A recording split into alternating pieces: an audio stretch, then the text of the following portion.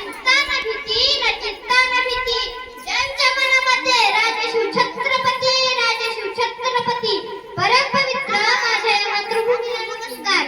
मी स्वामिनी, मी आज तुमच्याशी अशा महान व्यक्तीबद्दल बोलणार आहे ज्याचा मला तुम्हाला नाही तर संपूर्ण देशाला अभिमान आहे. म्हणजे छत्रपती शिवाजी महाराज.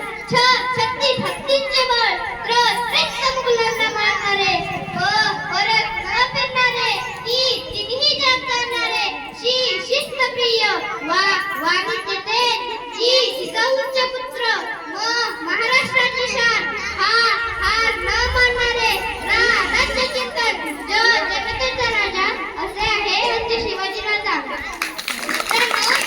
350 वर्षापूर्वी अनेक परकीय सत्ता महाराष्ट्रात धुमाकूळ माजवत होत्या. मुघलांच्या कैदेत लाखो मराठा सैनिक विस्फोट पडला होता. स्त्रियांची अब्रू लुटली जात होती. बायकांच्या कुंकवाचा ध्वनी मारला जात होता. शेतकऱ्यांना कोणीच कैवारी नव्हता. अशा परिस्थितीत महाराष्ट्राच्या भूमीला हवा होता एक झुंकार, झगमगता पेटतो ओंकार. आणि अखेर ती वेळ आली. सह्याद्रीला गर्जना झाली. 19 फेब्रुवारी 1630 रोजी शिवनेरीवर एक ताराचा बंगला, जिजाऊंच्या पोटी सिंह जन्मला. मानाचा मुद्रा करते छत्रपती शिवाजी महाराजांना, ज्यांनी मराठी माती सोबत हेंडरवला, ज्यांनी मराठी माती सोबत हेंडरवला. अंधार पार झाला आता दिवा पाहिजे, अंधार पार झाला आता दिवा पाहिजे.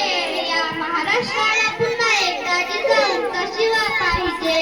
या महाराष्ट्राला पुन्हा एकदा जिजाऊंचा शिवा पाहिजे. गेल्या कित्येक वर्षापासून आधारात तापणाऱ्या महाराष्ट्राच्या माथ्यावर जणू प्रकाशाची किरणे पसरू लागली होती. अवघ्या वयाच्या 16व्या वर्षापासून छत्रपती शिवाजी महाराजांनी स्वराज्याची सूत्रे हाती घेतली आणि स्वराज्याची घोषणा सुरू केली. छत्रपती शिवाजी महाराज हे सर्वगुण संपन्न असे व्यक्ती होते. काळ्या गुप्त अंधारात आपली दिशा ठरवून वाट काढत कितीही संकटे आली तरीही त्यावर डगमगून न जाता त्यावर शिताफीने मात करत आपल्या सहकाऱ्यांच्या मदतीने अनेक शत्रूंशी लढा देत एका वीर पुत्राने गुलामी नाकारत स्वराज्य निर्माण